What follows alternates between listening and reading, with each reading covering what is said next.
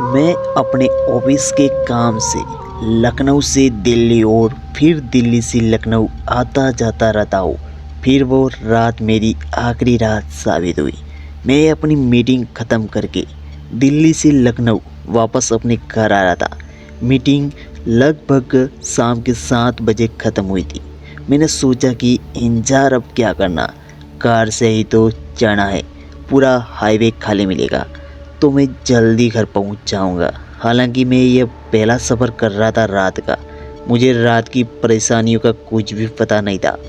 इससे पहले मैंने हमेशा दिन में ही सफ़र किया था। खैर मैं घर जल्दी पहुंच जाऊं, इसीलिए मैं दिल्ली से डिनर करके निकला। क्या पता रास्ते में कुछ मिले या ना मिले। करीब 9 बजे मैं दिल्ली से चल पड़ा।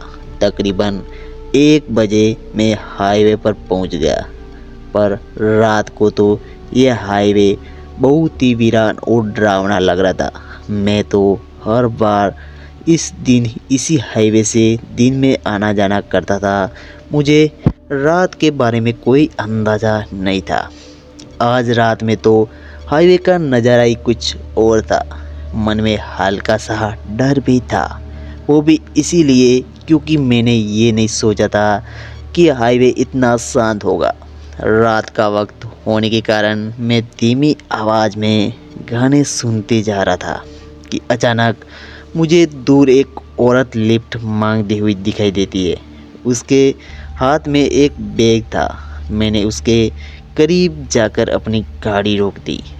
उस औरत ने लाल साड़ी पहनी थी। गोल्डन कलर की उस साड़ी का बॉर्डर था। वो औरत 5.5 फुट की रही होगी। बाल खुले हुए, लंबे लंबे, सर पर बड़ी सी कुमकुम से बनी बिंदी और रेड लिपस्टिक लगाई हुई होठों पर थी। उसे देखकर डर ही लग रहा था। वो इतनी रात को कौन थी? वो कुछ भी थी, मुझे कुछ भी पता नहीं चल रहा था। तभी गेट के शीशे पर दस्तक हुई। मैंने शीशा नीचे किया। उसने कहा मुझे हाईवे की दूसरी तरफ छोड़ दो। यह कहकर वो पीछे की सीट पर जाकर बैठ गई। मैं अरे अरे यह क्या कर रही हो, पर वो कुछ नहीं सुनी। मैंने उसके साथ कोई आर्गुमेंट भी नहीं किया क्योंकि वो थोड़ी परेशान लग रही थी और उसे अकेली औरत को वहाँ छोड़ना भी मुझे ठीक नहीं लगा। पर मैं थोड़ा उसकी हरकतों से डरा हुआ था, इसीलिए मैं बार बार अपने रियर व्यू मिरर में उसे देख रहा था कि वो क्या कर रही है। वो कुछ धीरे धीरे बुदबुदा रही थी। मैंने हिम्मत करके पूछा, आप कौन हो? इस हाईवे पर क्या कर रही हो? तो बुदबुदाती रही। उसने मुझे कोई जवाब नहीं दिया। थोड़ी देर रुककर फिर मैंने पूछा कि आखिर बात क्या है, इतनी परेशान क्यों हो? फिर भी वो बुदबुदाती रही, कुछ नहीं बोली। यह सब मेरे लिए बहुत स्ट्रेस था। मैं भी चुप होकर गाड़ी चलाने लगा। 5 मिनट बीते ही होंगे कि मेरी कानों में एक आवाज़ सुनाई देने लगी, तुम्हें इस हाईवे पर कार नहीं रोकनी चाहिए थी। मैंने तुरंत पीछे मुड़कर देखा तो वही औरत बोल रही थी। मैंने घबराते हुए बोला, ता तुम ये क्या कर रही हो? मैंने तुम्हारी सहायता करने के लिए कार रोकी थी। मेरी सहायता? हंसते हुए बोली, तुम्हें नहीं पता, इस हाईवे पर एक अर्तप्त आत्मा रहती है जो इस हाईवे से जाने वाले सभी लोगों को मार कर खा जाती है। मेरे तो पैरों तले ज़मीन गायब हो गई। मैं तो चुड़ैल के चंगुल में फंस गया था। मैंने बोला, मैडम आप यहीं उतर जाइए, पर वो फिर चुप हो गई और बुदबुदाने लगी। अब मैं क्या करूं, समझ नहीं आ रहा था। मैं बस उस पर रियर व्यू मिरर से नज़र रख रहा था। तभी मेरी नज़र उसके बैग पर गई। उसमें खून निकल रहा था। अब मेरी तो हालत ख़राब हो गई। कार की ऐसे में भी मुझे पसीने आ रहे थे। मैं अब जिद करने लगा कि आप उतर जाओ मैडम, नहीं तो मैं कार नहीं चलाऊंगा और हमारे बीच अच्छा नहीं होगा। और मैंने कार रोक दी वहीं पे। वो बोलने लगी, तुम पागल हो गया, इस हाईवे पर कार रोक रहे हो और जल्दी चलाओ। मैंने कहा, मैडम मैं कार नहीं चलाऊंगा, आप पहले उतर जाइए, बाद में ये गाड़ी रुकेगी। वो बोली पागल मत बनो, कार चलाओ। मैंने फिर कार चलाने को मना कर दिया।